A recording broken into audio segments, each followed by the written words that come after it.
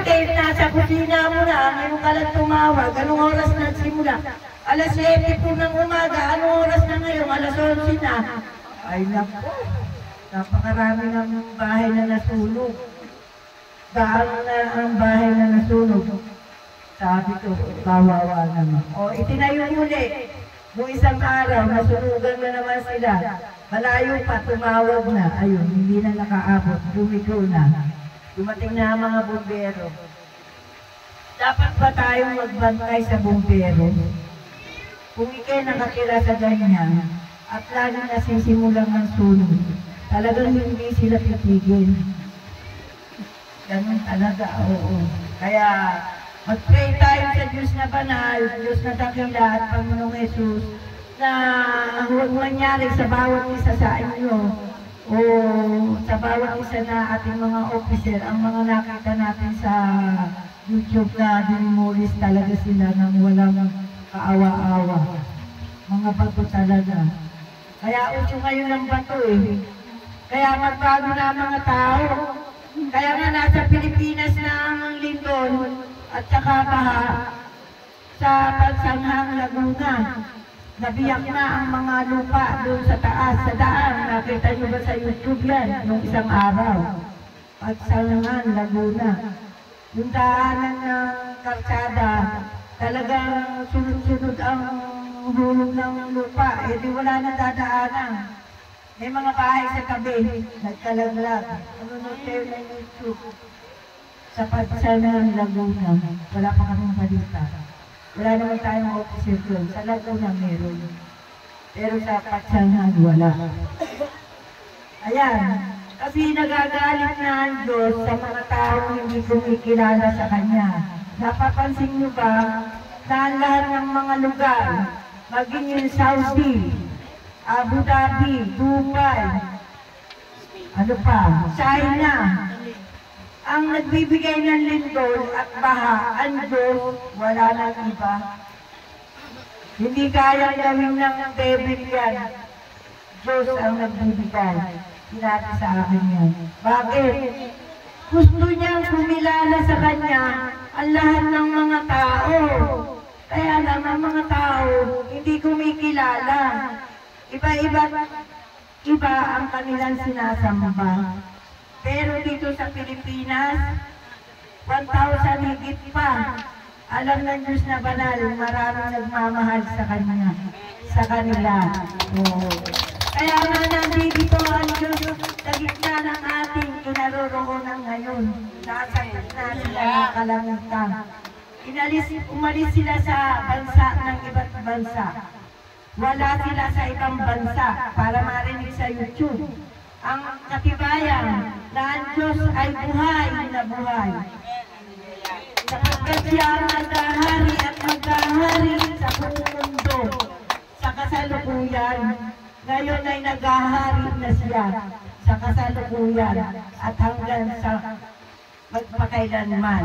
Yan yung sinasabing magpakailanman, may buhay na darating ang Diyos. Kaya habang hindi pa siya dumarating, pinaparamdam niya sa mga tao na buhay siya. Kaya nga tayo ay manumbalik sa Diyos. Basahin niyo yung John 3:16. John 1. 3:16, basahin niyo. Ganun na lamang ang pagsinta ng Diyos sa sanlibutan. Kaya tayo mahal ng Diyos. Kaya tayo naman ay ginawa para ang Diyos may kailangan sa atin. Pero tayo may kailangan din sa Kanya. Ang kailangan natin sa Kanya, buhay. Buhay natin. Tapos, yung mga material natin, mga pangangailangan, yan ang kailangan natin. Number 1 na, yung mga taong hindi naniniwala, hindi lubos, kailangan maniwala ng lubos. Alam niya ang damdamin ng bawat isa sa atin. Kaya kailangan mahalin natin ang Diyos na dakila at Diyos na banal at Panginoong Jesus. Ito ang katibayan na kayo ay nagmamahal sa Kanya. Anong kailangan ng Diyos sa atin? Magpasalamat, magpuri, sambahin sila at humingi ng kapatawaran araw-araw, gabi at araw. Yan yung ating kailangan daw niya sa atin. Wala tayong maibibigay kundi magpuri at sumamba sa Kanya. Sa katotohanan, wala nang iba. Kulang na kulang ang isang araw sa atin. Wala namang nagpuri ng isang araw eh. Oras lang naman eh. Oras lang. Kaya nga binibigay na nga sa atin, gabi lang at saka umaga. Isang oras lang. Oo. Napakadali lang naman. Umupo ka lang at makipag-usap sa Kanya. Wala ka nang nakaharap na mga ribulto o ano yan. Wala. Hindi ka naluluhod. Umupo ka lang at pumikit at tawagin mo ang dakilang Diyos. Banal na Diyos. Panginoong Jesus. Sa kasalukuyan po ngayon umaga, patawarin mo po kami. Ayan, ganyan yan. Kaya para malaman nyo kung paano manalangin si Madam.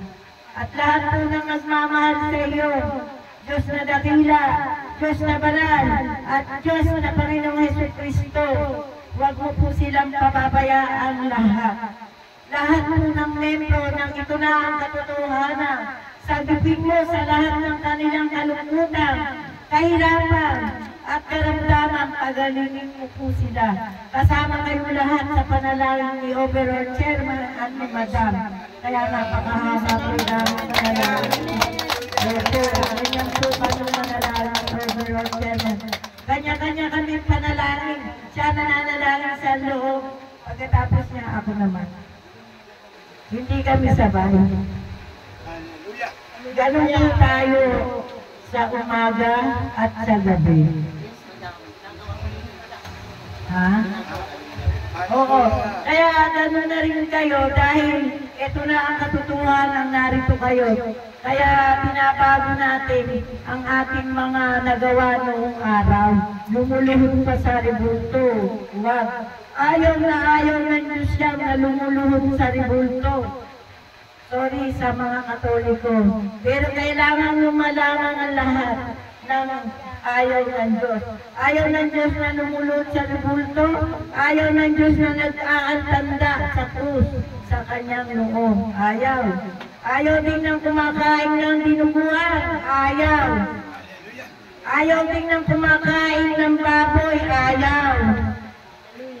Ano pa? Ayaw din ng mga mapang-api sa kapwa. Lahat ng ayaw niya, susupin natin para masaya tayo at bigyan tayo ng ating mga pangangailangan sa atin sa pang-araw-araw. Kaya nga ang lahat ng mga membro, ipinag-play ni Madam. Diyos na dakila at kanay na Diyos, Panginoong Jesus. Bigyan mo po sila ng pangangailangan nila sa araw-araw at saka sa panggastos nila para makarating sila dito sa ating tahanan. Hallelujah! Yan po ay ating sinasabi sa Diyos na dakila at Diyos na banal at Diyos na Panginoong Jesus. Magbasa po kayo ng Bible, hanapin niyo yung banal-banal, nasa Apokalipsis po yan, nasa pahayag, yan po yan. Hindi po ipinamamalita ng araw yan dahil hindi napapanahon kasi wala pa po ako. Eto ngayon na po ako, ngayon lang po pinabalita na tatlo ang Diyos natin.